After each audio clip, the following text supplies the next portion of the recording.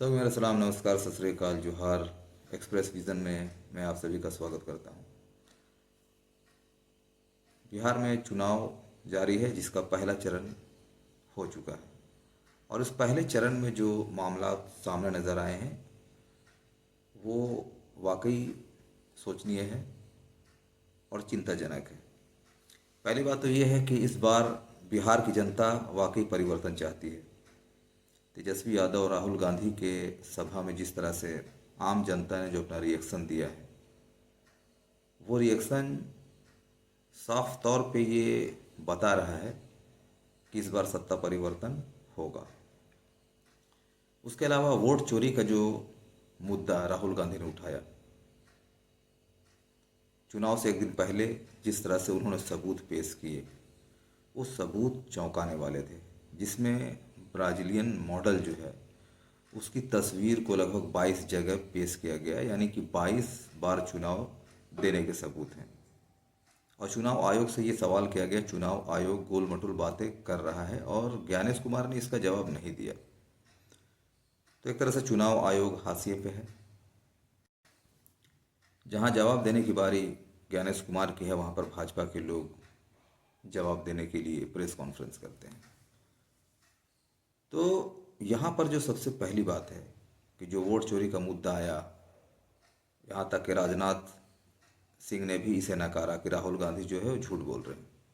लेकिन जो सबूत पेश किया गया है क्या वो भी झूठ है? उसे किसी तरह भी भाजपा या चुनाव आयोग साबित नहीं कर सकता है कि वो गलत है।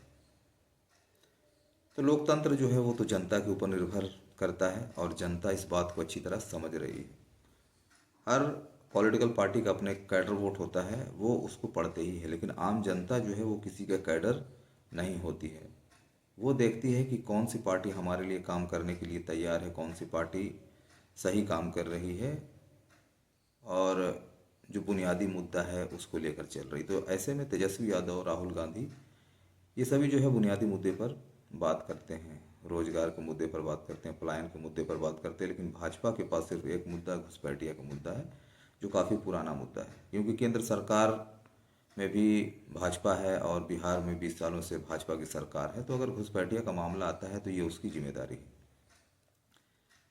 चुनाव के समय में भी कुछ सामने नजर आए, कुछ ऐसे नेता भाजपा के हैं जो उत्तराखंड में भी हैं, वहाँ भी वोट देते हैं और बिहार में भी आकर वोट देते हैं।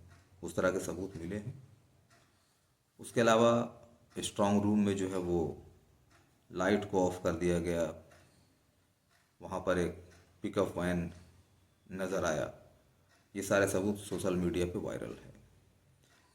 तो आम जनता इस बात को समझ रही है और जो आम जनता के बीच में जो लोग हैं अभी भी इस बात को नहीं समझ पा रहे हैं कि भाजपा के खेमे में जितने भी लोग हैं, ज़्यादातर लोगों को अगर देखा जाए तो उसका बैकग्राउंड जो है वो क्रिमिनल बैकग्राउंड है। बहुत कम ऐसे लोग हैं जो पढ़े लिखे तबके से हैं, सभ्य तबके से हैं, लेकिन ज़्यादातर लोगों का जो बैकग्राउंड नज़र आता है वो एक एक आदमी के ऊपर कई केस चल रहे हैं, लेकिन उसके घर में बुलडोजर नहीं चलाए जाते हैं। योगी आदित्यनाथ आकर बुरके की बात करते हैं बिहार में, और खुद बीजेपी का जो कार्यालय है दिल्ली में, वहाँ पर कुरान की तिलावत की जाती है। तो बातें कुछ अजीब नज़र आती है। लोगों को बरगलाने की कोशिश राहुल गांधी नहीं बल्कि देखा जाए तो आज भाजपा का खेमा कर रहा है। बड़े बड़े वादे किए जा रहे हैं। चुनाव आयोग की बात अगर की जाए तो वो सिर्फ विपक्ष के लिए है, पक्ष कुछ भी करे उस पर कोई सवाल नहीं उठाता है। इलेक्शन से पहले हर महिला को 10,000 बांटना, ये चुनाव एक तरह से देखा जाए तो आचार संहिता का जो सीधा उल्लंघन है। गाड़ी पकड़ाती है जिसमें बहुत सारे जो है वो आम जनता को लुभावन देने के लिए वो सारी चीज़ें होती हैं, उस पर भी कोई चर्चा नहीं किया जाता है। अभी जो दूसरा फेज होने वाला है 11 तारीख को, और इस फेज में सभी का एक तरह से देखा जाए तो सभी की सीटें दांव पर है, सभी की इज्जत दांव पर है। अब बिहार राज्य में मोदी फैक्टर कहीं भी नज़र नहीं आ रहा है।